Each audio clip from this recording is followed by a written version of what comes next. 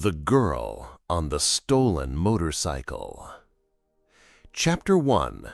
The 10-Year Plan Detour.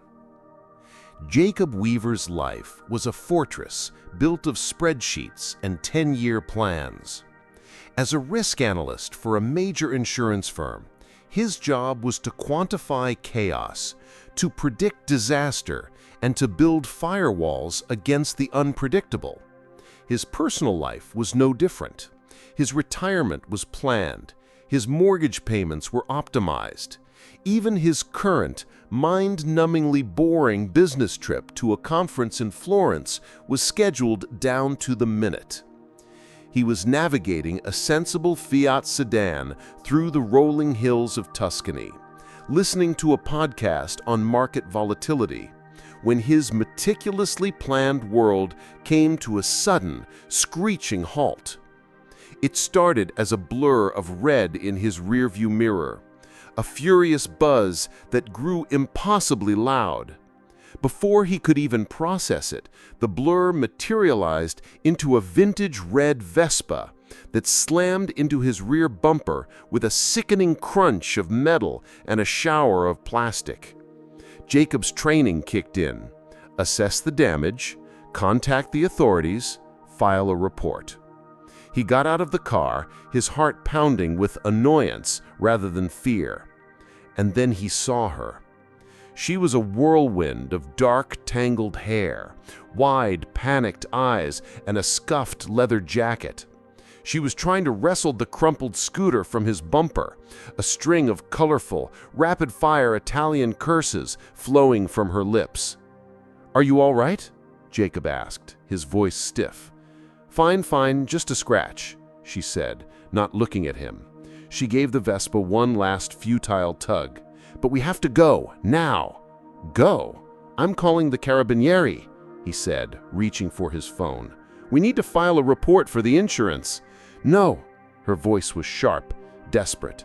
She finally looked at him, and he saw a flicker of genuine terror in her eyes. "No police, no insurance, please. You have to trust me." Before he could argue, a sleek black Mercedes sedan appeared at the top of the hill, slowing as it approached them. The girl, Isabella, he would later learn, let out a small, terrified gasp. "Them," she whispered. "They found me." Two large men in sharp, ill-fitting black suits got out of the Mercedes. They did not look like concerned citizens. "Get in the car," Isabella said, abandoning the broken scooter and grabbing his arm. Her grip was surprisingly strong. "Your car, now, drive!" Jacob slammed the car into gear and hit the gas. The Fiat, not built for speed, whined in protest as he swerved around the black Mercedes and sped down the winding Tuscan road. He glanced in the rearview mirror. The two men were not running back to their car. They were standing in the road, watching them go, one of them speaking into his sleeve. They weren't in a hurry. They were trackers. "Who are you? Who are they? What is going on?" She was breathing heavily, her eyes still wide with fear. She reached into her backpack and pulled out a rolled-up piece of parchment. She unfurled it. Even to Jacob's untrained eye, the sketch was unmistakable. It was a beautiful, intricate study of a flying machine, drawn with the unmistakable hand of a master. "I'm Isabella," she said. "They are the associates of a very unpleasant man who believes this belongs to him." She gestured with the drawing. "And this is a previously unknown sketch by Leonardo da Vinci, or, as I like to call it, my retirement plan." Jacob stared at her, then at the priceless artifact casually resting on her lap, then back at the road. He was an accomplice. He was an accomplice to an art thief, fleeing from dangerous men in a sensible Fiat sedan with a dented bumper on a sun-drenched road in Tuscany. His 10-year plan had not accounted for this. His 10-year plan had just been replaced by a single, terrifying goal: survive the next 10 minutes. Chapter 2. The Art of Improvisation. "Let me get this straight," Jacob said, his voice dangerously calm as he navigated a sharp, hairpin turn. "You stole a priceless Renaissance artifact, and the men following us are, what, collectors? The mafia?" "Think of them as very aggressive art enthusiasts," Isabella replied, her eyes constantly scanning the road behind them. She had the Da Vinci sketch safely tucked back into her backpack. "They work for a man named Silas Thorne. He believes any beautiful thing in the world should belong to him. He's been hunting this piece for years. And you just decided to take it from him?" "I liberated it," she corrected him with a defiant tilt of her chin. "It belongs in a museum, or at least with someone who will appreciate it, not locked in a rich man's vault." "So you're some kind of modern-day Robin Hood?" he scoffed. "Something like that," she said with a grin. "Except I was planning to use the finder's fee to retire to a small island with a lot of good wine." Jacob's meticulously ordered brain felt like it was short-circuiting. Every decision she had made was a risk analyst's nightmare. "We need a plan. We need to go to the American embassy. We need to report this." "And say what?" she shot back. "That a nice risk analyst from Ohio is helping a woman who just stole a national treasure? They'll arrest us both, and Silas's lawyers will have him and the sketch out of there in an hour. The only plan is to disappear. We get to Rome, I have a contact who can get me out of the country, and you can go back to your spreadsheets." Before Jacob could argue further, the Fiat's engine sputtered. It coughed once, twice, and then died completely, coasting to a silent stop on the side of a sun-drenched, cypress-lined road. They were in the middle of nowhere. Jacob stared at the dashboard. The fuel gauge was on empty. In the chaos, he hadn't even thought to check. He dropped his head against the steering wheel with a groan of utter despair. "Of course," he muttered, "of course we're out of gas." Isabella, however, was already out of the car, shielding her eyes and scanning the horizon. She had the Da Vinci sketch safely tucked back into her backpack. "This is not a disaster," she announced with a confidence Jacob found infuriating. "This is an unscheduled opportunity for a scenic walk." She pointed to a cluster of terracotta roofs in the distance. "There's a village. Come on." They walked for 20 minutes under the hot Tuscan sun, bickering the entire way. He wanted a logical, step-by-step plan. She insisted that the best plans were the ones you made up as you went along. The village was a sleepy, picturesque place, all cobblestones and geraniums spilling from window boxes.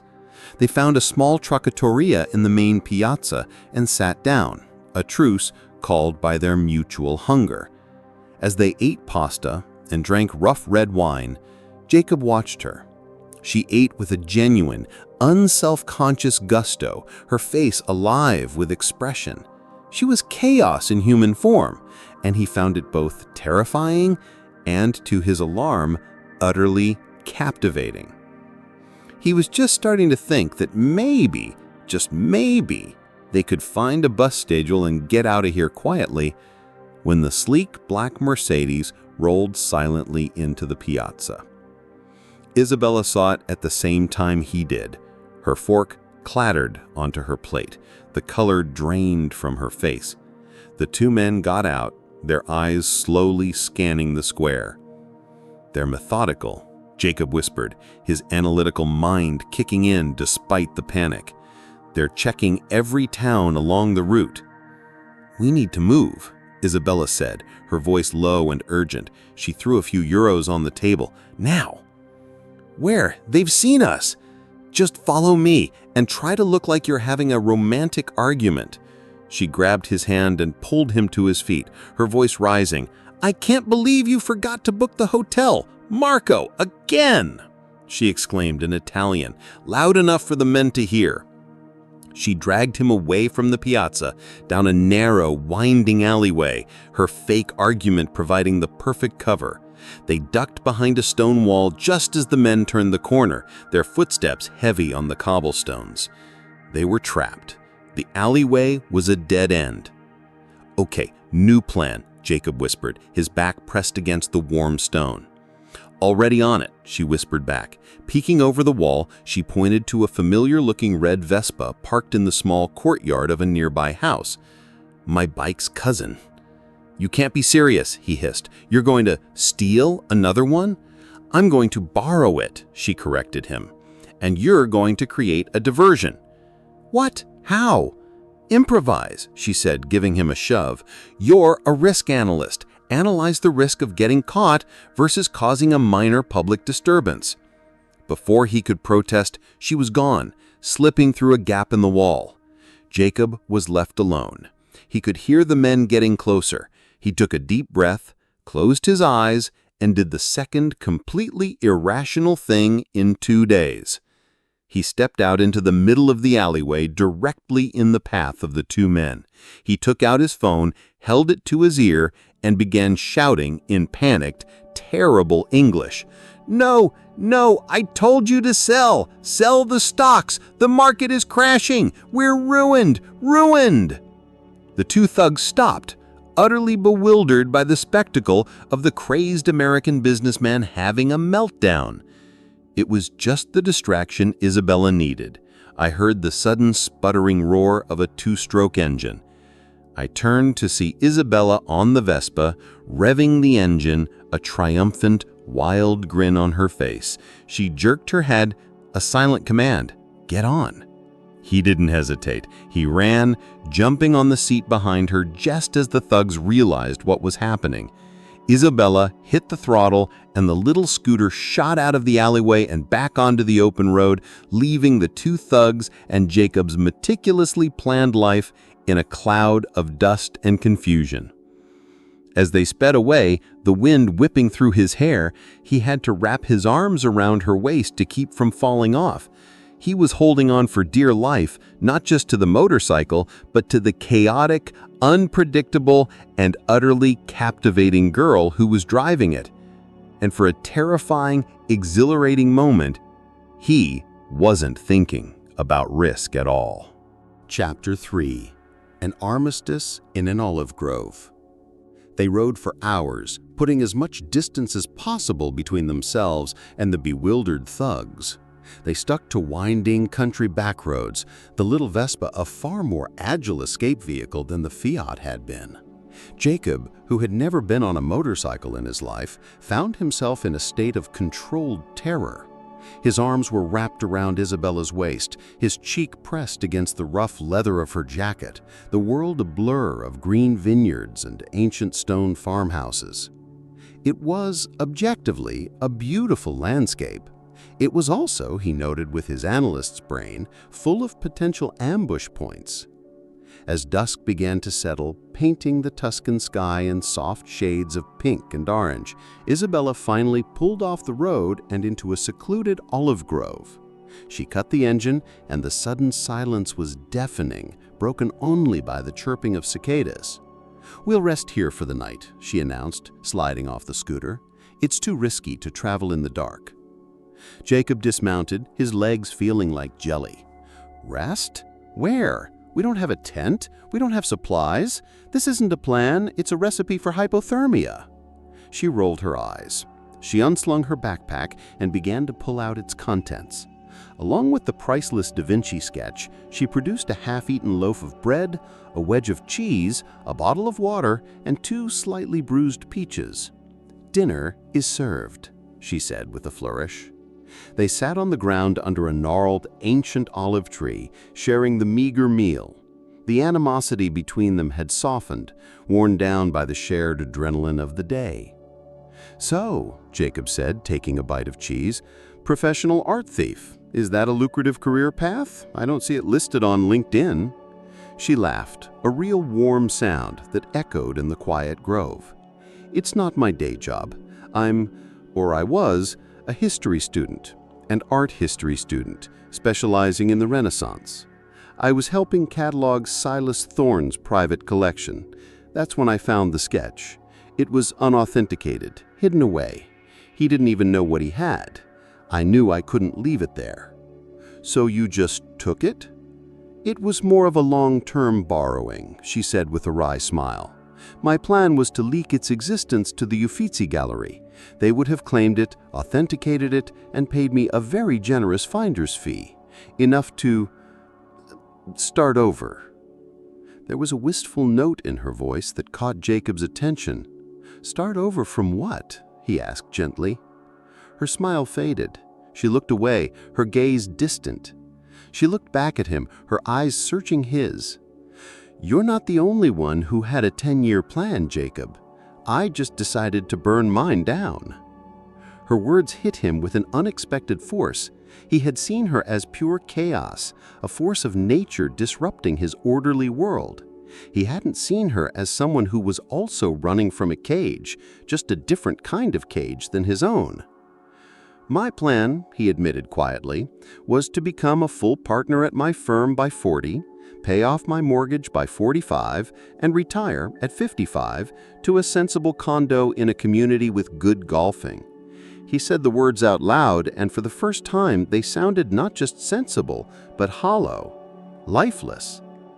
And is that what you really want? She asked, her voice soft. He thought for a long moment.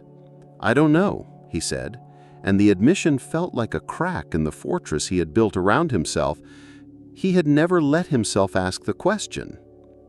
They sat in a comfortable silence as the last light of day faded and the stars began to appear, bright and clear in the unpolluted sky.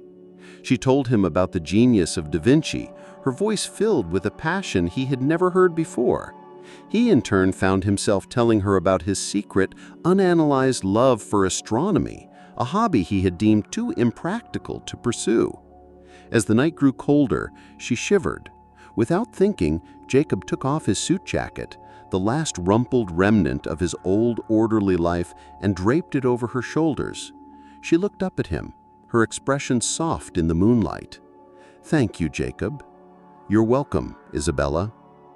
It was the first time they had used each other's real names. The sound of it, the simple intimacy of it hung in the air between them. They were no longer just a risk analyst and an art thief. They were just Jacob and Isabella, two people who had gotten lost and in doing so were starting to find a part of themselves they hadn't even known was missing. In the quiet of the olive grove, under a canopy of stars, they had called a truce, and it felt dangerously close to peace. Chapter 4. The Florence Gambit. They awoke at dawn, stiff and cold, but with a new, unspoken understanding between them. The bickering had been replaced by a quiet, efficient teamwork. Jacob, with his analytical mind, plotted a route to Rome that avoided major highways. Isabella, with her knowledge of the country, knew which small towns had markets where they could buy food without drawing attention. Their plan was simple: get to Rome, find Isabella's contact, and go their separate ways. It was a logical, sensible plan, and it felt completely wrong to both of them. They were just outside a small village, buying bread and fruit from a roadside stall, when Jacob spotted it, a newspaper, folded on the counter. The headline was in Italian, but the photograph was universal. It was a security camera image of him, looking panicked, shouting into his phone in the alleyway. The crazed American businessman. "Isabella," he said, his voice low and urgent. He nodded toward the paper. She saw it, and her face went pale. "They're escalating," she whispered. "They're not just tracking us anymore. They're making you visible. They're trying to separate us." He was now a liability to her. Any police officer, any hotel clerk could recognize him. His orderly, predictable life had been turned into a weapon against them. "We need a new plan," Jacob said, his mind kicking into high gear. The risk was no longer just about them. It was about his entire life. If he was identified, his career, his reputation, everything he had worked for would be destroyed. We can't go to Rome. They'll be expecting it. We need to do something they won't predict." "And what's that?" she asked, looking at him with a new respect. The panicked analyst was gone, replaced by a man who was finally embracing the chaos. "We go back," he said, a wild, brilliant idea forming. "We go back to Florence." "Are you insane?" she breathed. "That's the last place they'd expect us to be because it's a trap." "Exactly," he said, a determined glint in his eye. "It's the one place they won't be looking for us because they think we're running from it. We'll hide in plain sight." His plan was audacious, illogical, and utterly terrifying. It was an Isabella kind of plan. She found herself smiling. "Okay, risk analyst, I'm listening." Their return to Florence was a masterclass in controlled chaos. Isabella, using the last of their cash, bought them a change of clothes from a market stall. Simple, unremarkable tourist attire. She tucked her fiery hair under a scarf, and he hid his face behind a pair of cheap sunglasses. They abandoned the borrowed Vespa and blended into the river of tourists flooding the city. Jacob's plan was to use the city's greatest strength against their pursuers, the crowds themselves. They hid themselves in the one place no one would think to look for fugitives carrying a priceless artifact, the Uffizi Gallery itself. They spent hours wandering the hollowed halls, surrounded by the very masterpieces Isabella had studied her whole life. As they stood before a Botticelli, she spoke about the painting with such passion and insight that Jacob was mesmerized. He saw her then not as a thief or a force of chaos, but a brilliant woman who loved art so much she was willing to risk everything for it. In the middle of the crowded gallery, surrounded by the hushed reverence of art lovers, he reached out and took her hand. It was a simple, public gesture, and yet it felt more intimate than their night spent huddled together in the olive grove. She looked at him, surprised, and then her fingers curled around his, a silent acceptance. "I have a contact here," she whispered, her voice barely audible over the gallery's murmur. "Not the one in Rome, a professor, an old friend of my family's. He's the world's leading expert on Da Vinci. He can authenticate the sketch. If he declares it real, Silas Thorne won't be able to just claim it's his. It will become an international incident." "It's a risk," Jacob said, his mind instantly calculating the variables. "If it will expose you, it's the only move we have left. It's time to stop running and start fighting back." That evening, they met the professor in a quiet, book-lined office at the University of Florence. He was an elderly man with kind, scholarly eyes. He looked at Isabella with paternal affection, and then at Jacob with a shrewd, questioning gaze. Isabella carefully unrolled the sketch and laid it on the desk. The professor gasped, his hands trembling as he reached for a magnifying glass. He studied it for a long, silent time, his breath held. Finally, he looked up, his eyes shining with unshed tears. "It's real," he whispered, his voice filled with awe. "My God, Isabella, it's real. This is the discovery of a lifetime." A wave of relief washed over them. This was their checkmate. But as the professor reached for his telephone to contact the authorities, the door to his office was kicked open. Silas Thorne himself stood in the doorway. He was an impeccably dressed man with cold, dead eyes and a cruel smile.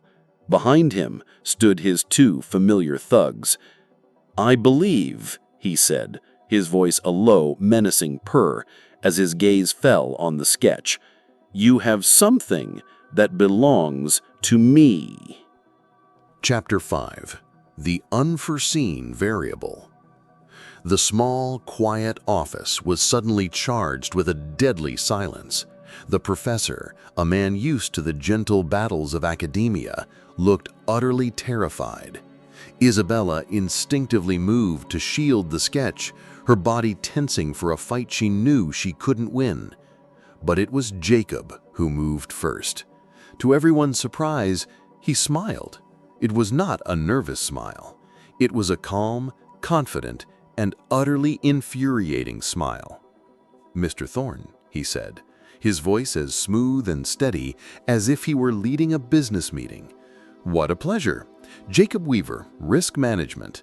I must say, your acquisition methods are a little unorthodox.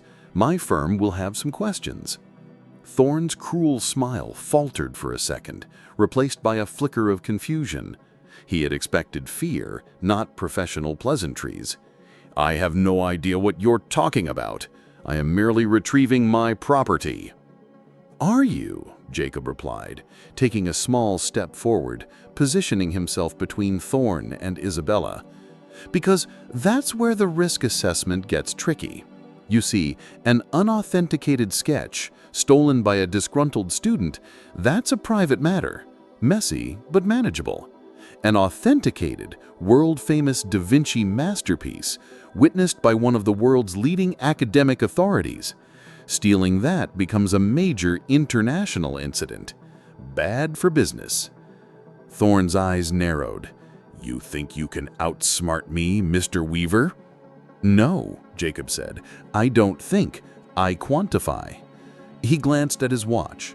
"For example, I quantify that Professor Romano here made a phone call to the director of the Uffizi Gallery approximately 3 minutes before you so rudely kicked in his door. I also quantify that the Florentine police have an average response time of 6 minutes to a call from the university campus, which means we have, generously, about 2.5 minutes before this office is filled with very official, very curious people." The two thugs shifted nervously, looking at their boss.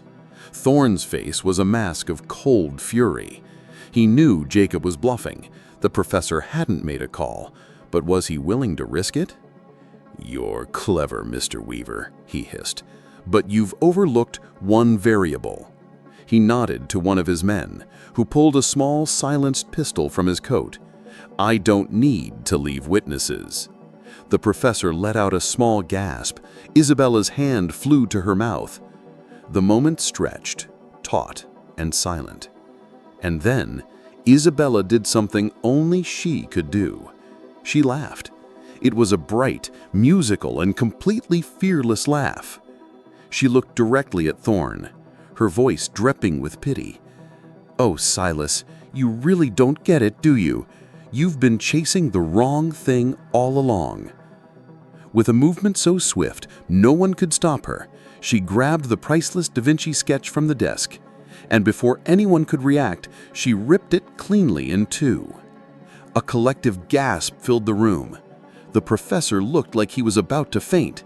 Thorne's face went white with shock and rage. "What have you done?" he roared. "This was never about the paper," Isabella said, her eyes blazing with a wild, brilliant light as she held up the two pieces.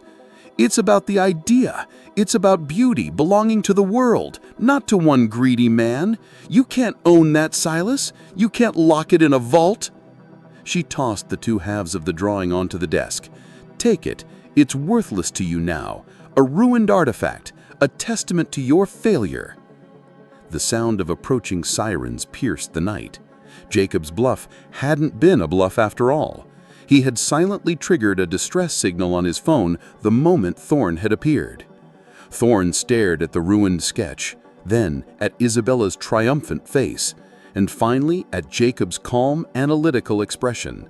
He was a man who understood value, and he knew, in that moment, that he had been utterly, completely outplayed. With a final venomous glare, he turned and swept out of the office, his thugs trailing behind him, disappearing into the night seconds before the police arrived. In the aftermath, standing in the professor's office surrounded by flashing blue and red lights, Jacob and Isabella were a strange sight. The risk analyst whose life had been thrown into chaos, and the art thief who had destroyed the very thing she was trying to save. "That was," Jacob said, breaking the silence, his voice filled with awe, "the single highest risk, Lowest probability, most brilliant move I have ever seen in my life." Isabella looked at the two pieces of the sketch, a flicker of sadness in her eyes. "It can be restored. It will take years, but it will live again, and it will be where it belongs." He reached out and took her hand, lacing his fingers through hers. "So, your retirement plan is delayed?"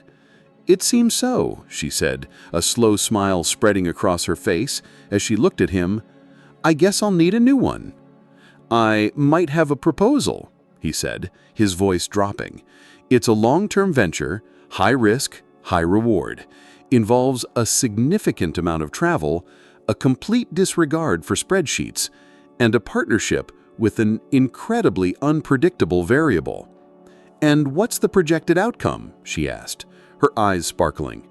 "I haven't run the numbers," Jacob admitted, smiling, "but for the first time in my life, I have a feeling it's going to be worth it." They stood there, hand in hand, the chaos of their adventure finally settling around them. They had no map, no plan, and no priceless artifact to fund their future. All they had was each other, and it was the only treasure that mattered.